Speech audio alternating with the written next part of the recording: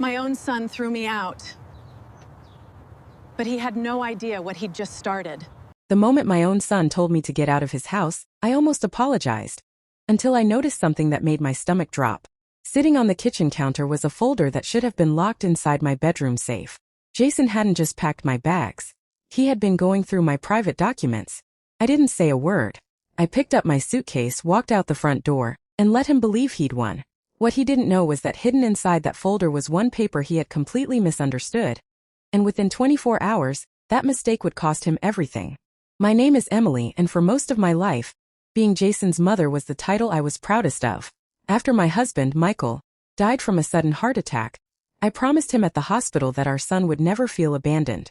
I worked morning shifts at a grocery store, cleaned office buildings at night, and spent weekends babysitting neighborhood kids just to keep food on the table. There were birthdays when I wore the same old shoes because Jason needed new sneakers. For years he thanked me for everything. Then he met Vanessa. First she was polite.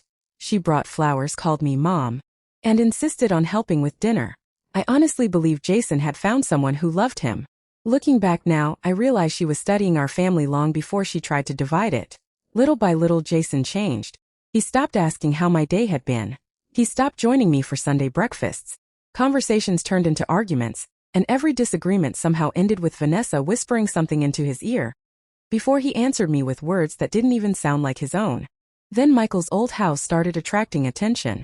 Property values in our neighborhood had nearly doubled in just a few years. Developers knocked on the door every few months, offering to buy it. I turned them all away because it wasn't just a house. It was the last place where my husband's laughter still echoed in my memories. Jason saw something different. He saw money. One evening he walked into the living room holding a brochure for luxury apartments. "We should sell this place," he said. I smiled gently. "Maybe someday. Right now I'm happy here." His smile disappeared. "It's not really your decision anymore." I laughed because I honestly thought he was joking. He wasn't. Over the next few weeks he became obsessed with talking about the house. He kept saying it would eventually belong to him anyway, so selling it now just made sense.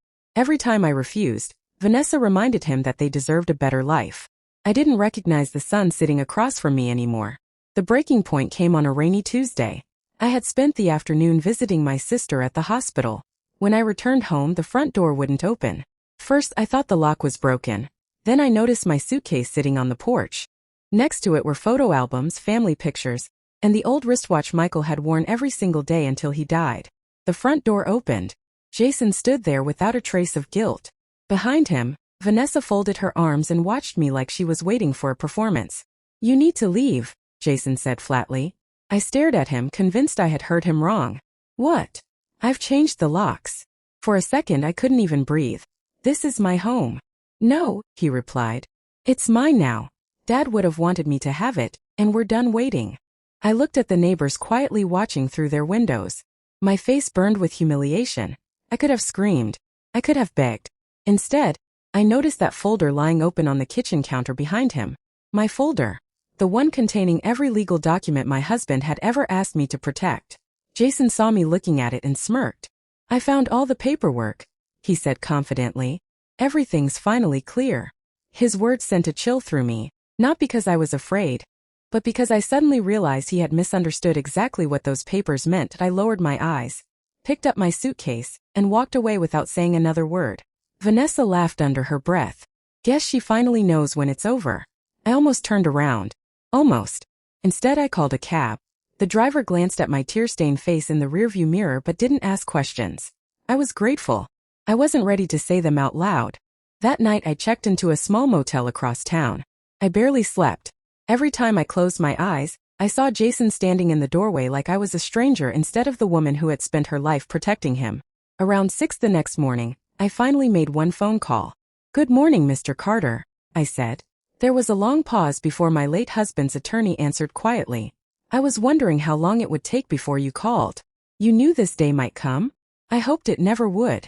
An hour later, I sat across from him as he placed the same documents Jason had stolen from my room onto his desk. Everything happened faster than I expected. Because Jason had illegally removed the legal trustee from the property, the judge approved an emergency order restoring possession until the case could be reviewed. At 3 that afternoon there was another knock on the front door. Jason opened it with the same confidence he'd shown me the day before. It disappeared in seconds. Standing outside were a sheriff, Mr. Carter, and a locksmith carrying a toolbox. "There must be some mistake," Jason said. "There isn't," the sheriff replied, handing him the court order. Jason read the first page, then the second. His face turned completely white. Vanessa grabbed the papers from his hands. "What does this mean?" she asked. "It means," Mr. Carter answered calmly, "Emily is the legal trustee and sole person authorized to live in or make decisions about this property." Vanessa slowly looked at Jason. "You told me this house was yours." I thought it was." "You thought." For the first time since she entered our lives, she had nothing to say. The locksmith quietly replaced every lock while Jason stood frozen on the porch. Less than 24 hours after forcing me out, he was the one carrying boxes to the sidewalk. That evening my phone wouldn't stop ringing. 23 missed calls. 7 voicemails. Dozens of text messages. Finally I answered. Jason didn't even try to defend himself. He just cried. "I'm sorry, Mom." I stayed silent. "I thought Dad wanted me to have everything." "He wanted you to have a future," I replied softly. "Not permission to betray your own mother." I made the biggest mistake of my life. "I know." A week later we met at a quiet coffee shop. He looked exhausted. Vanessa had already left him after discovering there was no house, no quick money, and no dream life waiting for her. Jason slid into the chair across from me with tears in his eyes. "I don't expect forgiveness," he whispered. "I just needed you to know that every day since then, I've hated the man I became." For a long moment I simply looked at my son. Then I reached across the table and held his shaking hand. "I'll always love you," I said. "But love doesn't erase consequences. Trust has to be earned one choice at a time."